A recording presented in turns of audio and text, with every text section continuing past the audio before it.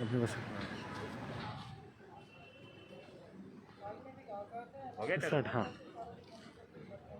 साथियों नमस्कार, मैं अरुण कौशिक, भारतीय प्रदेश अध्यक्ष अखिल भारतीय परिवार पार्टी हरियाणा।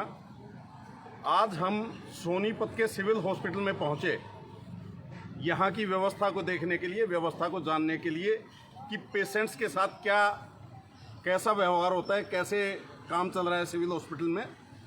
तो हम यहाँ आए, जैसे हम पहुँचे एक कार हमारे से पहले रुकी हुई थी, वो लोग अंदर गए, उसके जो पेरेंट्स थे या उसके ब्रदर वगैरह थे, अंदर जाके उन्होंने बताया कि भाई हमारे भाई हैं, इनको चोट लगी हुई है, उनको लाइए, पैर टूटा हुआ है। तो अंदर से उनको बोला कि अपने पेशेंट को ले आइए। ना कोई स्ट्रेचर, उन्होंने बोला कि स्ट्रेचर आपके यहाँ है या व्हील चेयर है। जी नहीं, ले आइए, आप बाहर होगा देख लो। बाहर कोई व्हील चेयर या स्ट्रेचर वगैरह नहीं था। उसके बाद हम लोग यहाँ पर पहुँचे, हमने बोला कि चलो भाई इसको कंधा दे के लेके चलो, 2 लड़के इसको कंधा दे लो और आगे चलते हैं। हम अंदर गए, हमने अंदर जाके मैं और हमारी पार्टी के दिल्ली प्रदेश अध्यक्ष हेमंत कुमार भारतीय जी, हम दोनों अंदर गए। हमने डॉक्टर से बात की, डॉक्टर साहब यहाँ पे व्हील चेयर या स्ट्रेचर वगैरह नहीं है क्या? अगर कोई पेशेंट आता है, उसका पैर टूट गया, उसके हाथ टूट गए, वो कैसे चल के आएगा अंदर? कैसे उसको क्या आप व्यवस्था बनाए हुए यहाँ की? वो बोला कि सर इसके लिए आप सीएमओ साहब से बात कीजिए, हमने रिक्वायरमेंट दे रखी है, आप सीएमओ साहब से बात कीजिए। तो मैंने सीएमओ साहब को फ़ोन मिलाया और मैंने रिकॉर्डिंग शुरू कर दी। सीएमओ साहब से मैंने पूछा कि सीएमओ साहब, मैं अरुण कौशिक भारतीय बोल रहा हूँ और ऐसे ऐसे यहाँ किसी का एक्सीडेंट हो गया, हम यहाँ हॉस्पिटल में आए हैं और इमरजेंसी में हैं। यहाँ पे ना व्हील चेयर है ना स्ट्रेचर है, तो जिसको चोट लगी है उसको अंदर कैसे लेके आए? वो बोले कि ऐसा हो ही नहीं सकता, आप कैसी बात कर रहे हैं, कौन से हॉस्पिटल में आप? माँ सिविल हॉस्पिटल सोनीपत के अंदर है, वहीं खड़े हैं इमरजेंसी के अंदर। माँ आप डॉक्टर साहब हमारे सामने बैठे हैं, कहो तो बात करवाऊँ। वो बोले डॉक्टर से बात करवाइए। तो डॉक्टर को मैंने फ़ोन दिया, फ़ोन देते ही ट्यून चेंज होगी। सबसे पहले रिकॉर्डिंग ऑफ की उन्होंने। रिकॉर्डिंग ऑफ करके फिर वो कहते हैं कि नहीं सर, हमारे पास तो सारी चीज़ें हैं और व्हील चेयर भी है, स्ट्रेचर भी है और ट्रीटमेंट अब शुरू करते हैं हम। तो यहाँ की असली व्यवस्था, अब उसके पेरेंट्स भी यही साथ में हमारे थे, उनसे भी सारी बातें हमने पूछी और सारी सच्चाई जनता के सामने।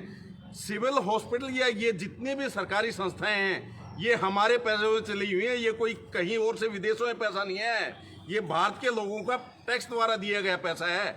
और इस पैसे के लिए जब तक हम आवाज़ नहीं उठाएंगे, हमें खुद आवाज़ उठानी होगी।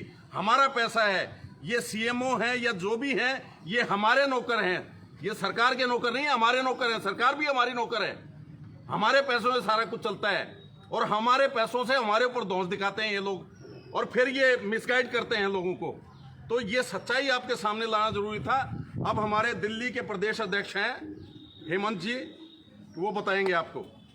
नमस्कार साथियों, जैसा कि आपको पता है कि दिल्ली प्रदेश इस स्वास्थ्य सेवाओं के लिए दिल्ली की जनता के पास जाकर अपना काम करती है। इसी संदर्भ में जब हम सोनीपत के दौरे पर आए, हमारे जो प्रदेश अध्यक्ष हैं श्री अरुण कौशिक जी, उन्होंने हमें बुलाया कि आइए ज़रा एक बार देख लें कि सोनीपत का भी एक औचक निरीक्षण कर लें। तो हम सिविल हॉस्पिटल आए, आके जो मंजर इन्होंने दिखाया, जो मंजर इन्होंने बताया, वो देखने को मिला और सच्चाई की जो है कलई जो है वो दर बदर खुलती ही चली गई।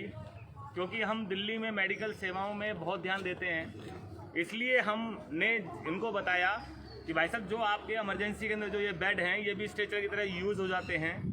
तो उन जो इमरजेंसी के अंदर जो बेड थे उसको स्ट्रेचर की तरह यूज़ किया गया और यूज़ करने के बाद फिर दोनों पेशेंटों को अंदर ले जाकर उनका इलाज किया गया। तो देखिए कि स्वास्थ्य सेवाएं आप कैसे ले सकते हैं, इसके लिए थोड़ी बहुत जानकारी आपको होनी चाहिए। लेकिन अगर जनता ही सब चीज़ों की जानकारी ले लेगी तो हमें सरकार की क्या ज़रूरत है?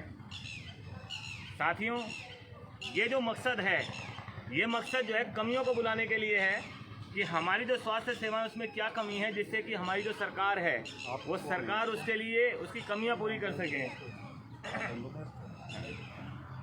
तो ये जो चीज़ें हैं इसके लिए आपको सजग रहना होगा और आपको अपनी सेवाओं के लिए खुद भी काम करना होगा। और जब भी जहाँ भी आप गलत होते हुए दिखाई दे कि हाँ ये चीज़ मेरे साथ गलत हो रही है, तो उसके लिए आवाज़ उठानी सीखनी होगी, क्योंकि जब तक आप आवाज़ नहीं उठाएंगे जब तक आपका कल्याण नहीं हो पाएगा। जय हिंद, जय भारत।